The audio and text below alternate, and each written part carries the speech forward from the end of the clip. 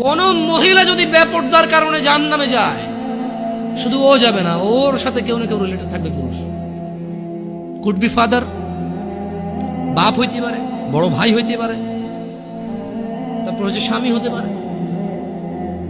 যদি ওর জাহান্নামে যাবার রিজনই হয় বেপরদা, বেখোলা, খোলামেলা চলাফেরা। মানুষ হাজার রিজনে জাহান্নামে যেতে পারে, আল্লাহ সবাইকে ক্ষমা করুন এবং হিদায়াত দান করুন, আমিন।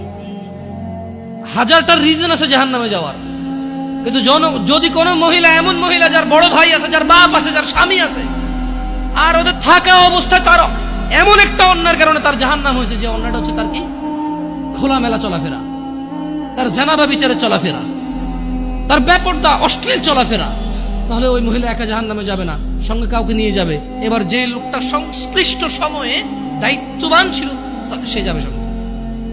এটা খুব সিম্পল লজিক, কিন্তু কান টানলে কি আসে? কান টানলে কি আসে?